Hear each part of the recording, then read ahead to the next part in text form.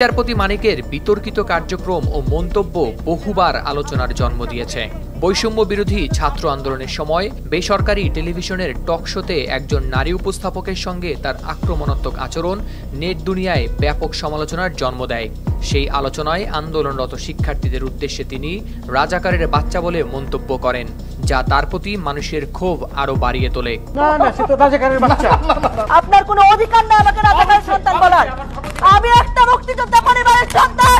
বিচারপতি মানিকের বিরুদ্ধে আরও অভিযোগ ছিল, যা তাকে বিতর্কের কেন্দ্রে নিয়ে এসেছে। সুপ্রিম কোর্টের এক আইনজীবী দুর্নীতি দমন কমিশন দুদককে নোটিশ দেন, যেখানে মানিকের বিরুদ্ধে সরকারি বাড়ি ভাড়া পরিশোধ না করার অভিযোগ আনা হয়। বলা হয়, অবসরে যাওয়ার পরও তিনি 1 বছরের বেশি সময় ধরে গুলশানের একটি সরকারি বাড়ি দখলে রেখেছিলেন, কিন্তু বাড়ি ভাড়া, গ্যাস ও পানি বিল বাবদ 14,19,200 টাকা পরিশোধ করেননি। উনি যে অতিরিক্ত সময় এখানে বসবাস করেছেন, এজন্য সরকারি এই বাসার ভাড়া এবং পরিষেবা বিল বাবদ 14 লক্ষের বেশি টাকা উনি সরকারি বাসা ভাড়া এবং পরিষেবার বিল পরিশোধ না করে উনি সরকারি কোষাগারের অর্থ আত্মসাৎ করেছেন। বিচারপতি মানিকের বিতর্কিত কর্মকাণ্ডের ইতিহাস দীর্ঘদিনের। তাকে সেলুট না দেয়ায় 2003 সালে তিনি ট্রাফিক পুলিশের বিরুদ্ধে আদালত অবমাননার রুল দেন। এ নিয়ে পরে পুলিশের তৎকালীন মহাপরিদর্শক শহীদুল হক বলেছিলেন, সেলুট দেওয়ার বাধ্যবাধকতা নেই। এ মন্তব্যে আদালত তাকে চাকরিচ্যুত করলে তিনি রাষ্ট্রপতির কাছে ক্ষমা প্রার্থনা করে পদ ফিরে পান। বিচারপতি মানিকের আরও কিছু বিতর্কিত কর্মকাণ্ডের মধ্যে রয়েছে 2012 সালের একটি ঘটনা, যেখানে তিনি ইকোনমি ক্লাসে টিকিট কিনেও জোর করে বিজনেস ক্লাসে বসেন এবং বিমানের কর্মকর্তাদের বিরুদ্ধে আদালত অবমাননার নোটিশ জারি করেন। পরে বিমানের তৎকালীন ব্যবস্থাপনা পরিচালক সহ 4 জন ঊর্ধ্বতন কর্মকর্তা হাইকোর্টে তার বেঞ্চে গিয়ে নিঃশর্ত ক্ষমা চান।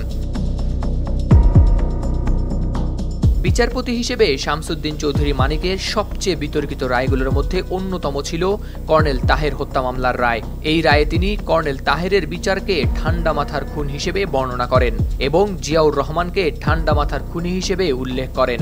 এই মন্তব্য তাকে প্রচণ্ড সমালোচনার মুখে ফেলে।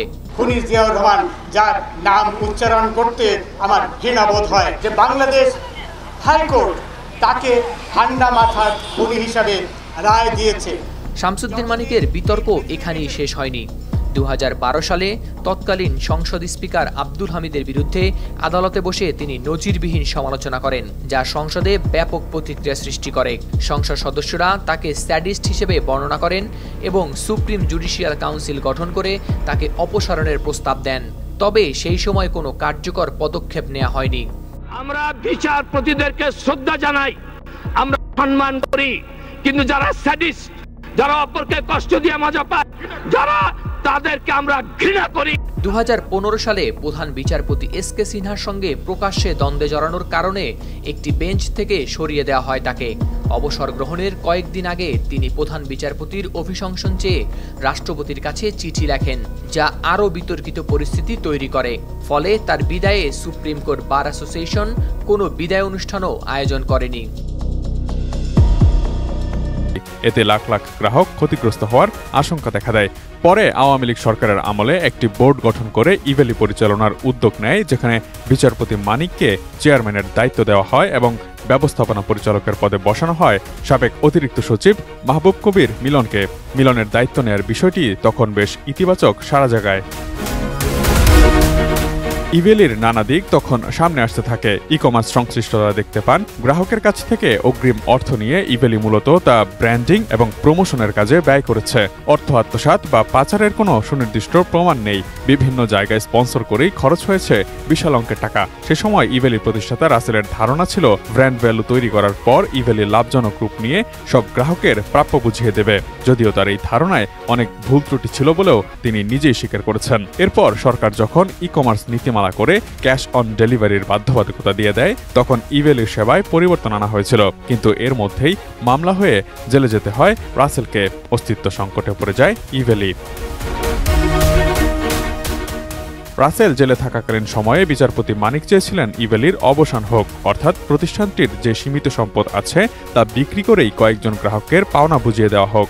অন্যদিকে অন্তর্বর্তী এমডি মাহবুব কবির মিলন চেয়েছিলেন ইভেলির ব্যবসা চালু থাকুক, কারণ ব্যবসা চালু থাকলে একসময় প্রতিষ্ঠানটি ঘুরে দাঁড়াবে, পুরনো গ্রাহকরা ধীরে ধীরে তাদের পাওনাও বুঝে পাবেন। এখন সেই আঙ্গিকেই কার্যক্রম পরিচালনা করছে ইভ্যালি। 2022 সালের অক্টোবরে রাসেলের স্ত্রী শামীমা নাসরিন মুক্তি পেলে তাদের হাতে দায়িত্ব বুঝিয়ে দিয়ে পদত্যাগ করে মানিক বোর্ড। এছাড়া 2023 সালের ডিসেম্বরে মোহাম্মদ রাসেল জেল থেকে মুক্তি পান। এখন তিনি পুনরায় এমডির দায়িত্ব নিয়ে প্রতিষ্ঠানটি পরিচালনা করছেন। ইতোমধ্যে বেশ কিছু গ্রাহকের পাওনাও ফিরিয়ে দিয়েছে ইভ্যালি। সবার পাওনা ফিরিয়ে দেওয়ার প্রতিশ্রুতিও দিয়েছেন রাসেল। বিচারপতি শামসুদ্দিন চৌধুরী মানিককে কালো প্রাণী আখ্যা দিয়ে মোহাম্মদ রাসেল সেই পোস্টে লিখেছেন, আমি নাকি 48,000 কোটি টাকা আত্মসাৎ করেছিলাম। আল্লাহ এমন প্রাণী আর পৃথিবীতে না পাঠাক, আমি অত্যন্ত দুঃখিত। এটার চেয়েও বড় কথা ছিল এবারের আন্দোলনে সব ছাত্র নাকি রাজাকার। রাসেল ওই পোস্টে আরও দাবি করেছেন, মানিকের কারণেই ইভ্যালির গ্রাহকদের 12 কোটি টাকারও বেশি পণ্য নষ্ট হয়েছিল। Imtiaz Alam, news desk, ATN news.